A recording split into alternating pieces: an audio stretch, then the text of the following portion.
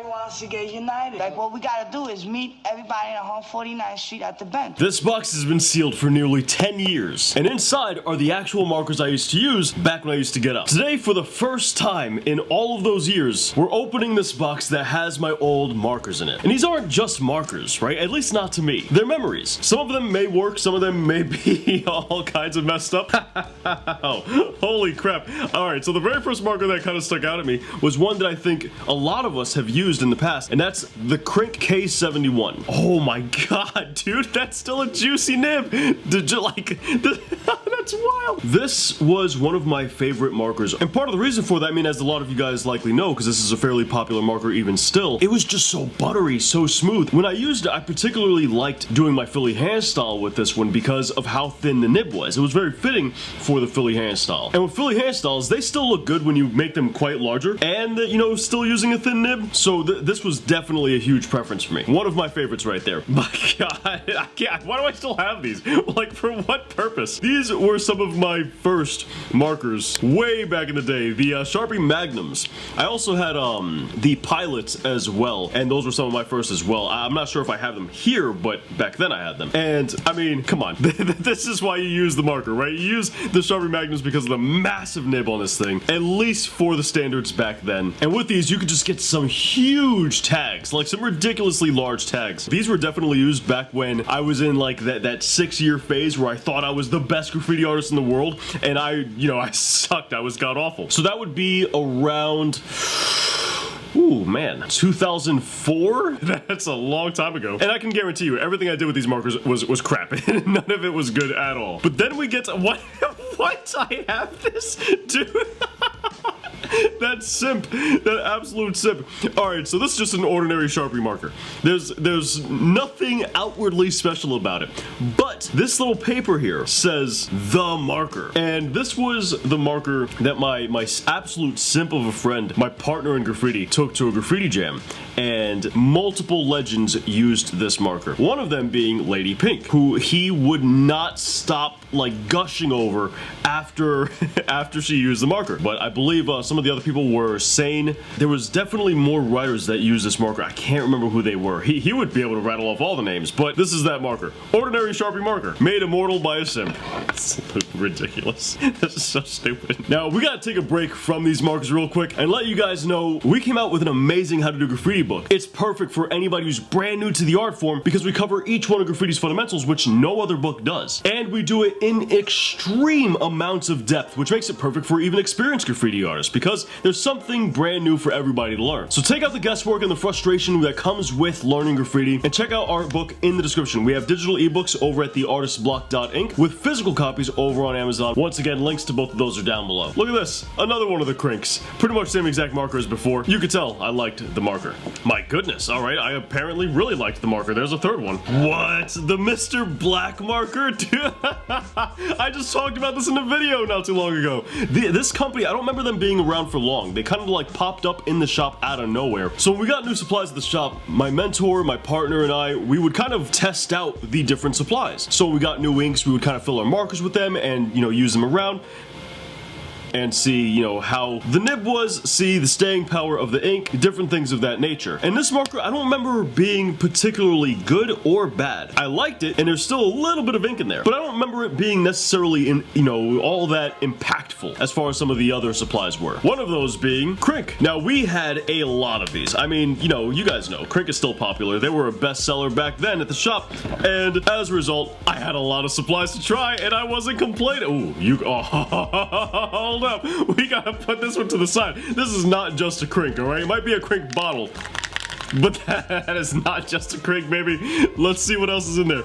We got, oh my god, holy crap, some of the ink spilled out. So I grabbed a few colors I like, and I tried it out. I believe this one was more of an ink-based Krink, if I remember correctly. I could be wrong. And these were really my favorite. You had the paint ones like these, and these ones didn't really leave too much of an impression on me. Not that they were bad, it just wasn't my preference. I really liked those drippy tags, those nice, wet, clean, glossy tags, you know? The ones that would leave a bit of a mess, and some staying power to them. And these didn't quite hit like the ink ones did. They were still good, just not what I enjoyed, right? So with these, I would take like my ordinary tags, nothing too special. These I didn't use too much. They still have quite a bit of ink in them, or paint rather. Now, this right here, this has been emptied multiple times, and you could tell the ink in there was really fluid and would just make an absolute mess on the wall. And those were the tags I really liked. So with this one, I wouldn't really do my Philly hand style just because of the simple fact that this was too drippy. It would kind of crowd the Philly hand style and letters a little bit too much, especially with the close spacing of the Philly. I had other tags for this one, and inside of here, I forget exactly what I mixed. I want to say it was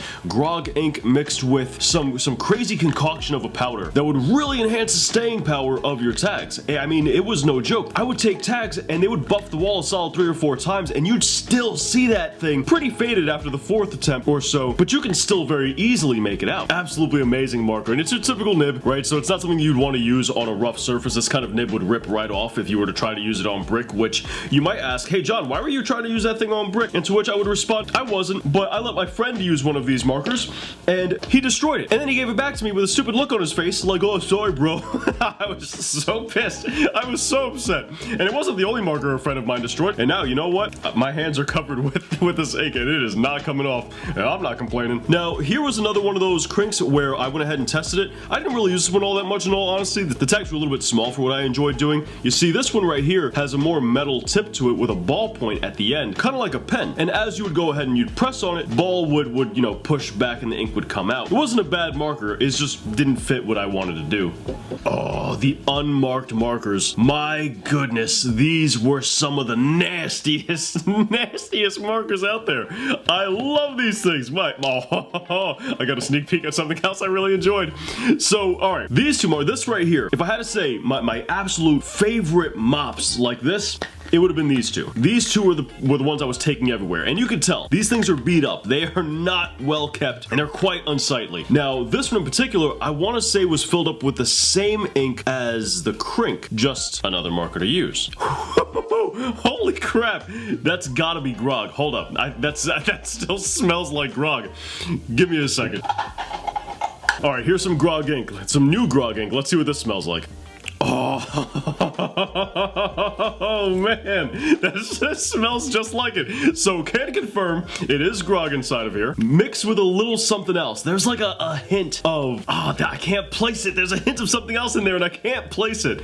But there's 2 things at least mixed in here. Best believe I had that powder mixed in here. I wish I remember what the powder was. And these 2 markers together, my Krink and this unmarked mop, were markers I took everywhere, absolutely everywhere. But the issue with this one is it might have been a little too messy. I mean, as you can see all around the marker there's like handprints and like, you know, you can see I was gripping the marker and smudge marks and whatnot. Absolute mess of a marker. Now these two would have been roughly around 2007, and from there I used them all the way till I stopped catching spots. So these definitely lasted me quite some time. And the crazy thing is I don't think I replaced the nib on this one specifically, and that thing lasted me all those years. Just goes to show, don't let your friends use your marker if they're going to use it on bad surfaces. But my god, did I love it. Now this unmarked marker was my Etch Cream. For those of you guys who don't know, this is a glass destroyer, and it is it's some pretty nasty work. You can see it's kind of like crystallized around the side here. So I'm not even gonna bother to open that because I'm not trying to inhale all of that dust. But ironic after I just sniffed 2 markers. But this was something that a good friend of mine, Top 5, gave me. He randomly came into the shop and was like, here Grim, all yours. I didn't ask questions. What questions are there to ask? In a situation like that, all you do is you say thank you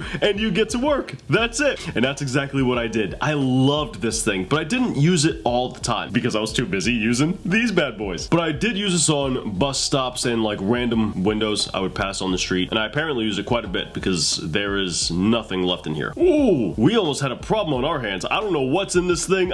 This marker, I'll be honest, this was probably more towards the middle of the shop's lifespan. That cap almost came off and spilled everywhere. I'm gonna have to be careful with that one. That's gonna be one that I'm sealing back up and throwing into the box. Now the OTRs, I don't have it in here. I'm kind of sad that I don't have it in here, but I had a small OTR marker that I really enjoyed. It was like a more compact version of this one, but essentially the same marker.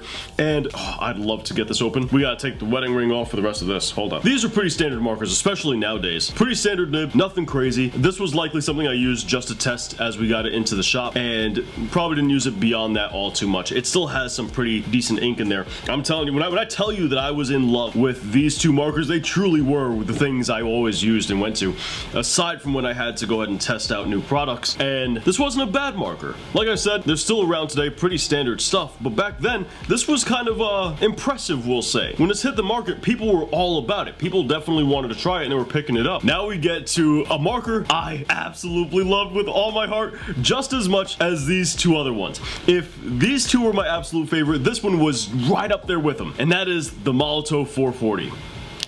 Oh man. Alright, so whatever is in here is not the original ink, I can guarantee you, because it smells identical to this. This marker was great because you can actually push the nib in and more ink would come out. And because of that, you could let out as much as you wanted. You had the ability to control when that ink went ahead and came out, making your drippy tags really, really nice and controlled. The best part about it though was all these different angles and widths to the marker allowed you to get very beautifully thick and thin tags at the same time. It was great and versatile because you can hit different surfaces with those different edges. There's a big surface, alright, use the broad side. There's a smaller surface, use the thin side. There's a really tiny surface that for some reason you want to tag, use the very edge. Phenomenal marker. So this would have been like my all-rounder marker where I could have done my Philly hand styles with this very easily, very beautifully, and I would have been able to do my normal New York styles with it. I would have been able to do any of my tags with this thing. I loved this marker, man. This one would have, I'm not sure when this one came out. I want to say I was using this roughly around 2008, but it might have been a little bit before that. And this would have lasted me up until I stopped as well, along with the other two. Overall, man, I'm ecstatic to be seeing some of these old markers again. It's almost like kind of walking down memory lane, thinking about some of the stories behind some of them, some of the nights that we went out and the people I was with and the things I was doing and stuff of that nature. I mean, some of these aren't all as important, right? They were like my starting markers. And then some of these other ones were my good old reliables. You know, they were the markers I always had on me and I would take everywhere. Like, I remember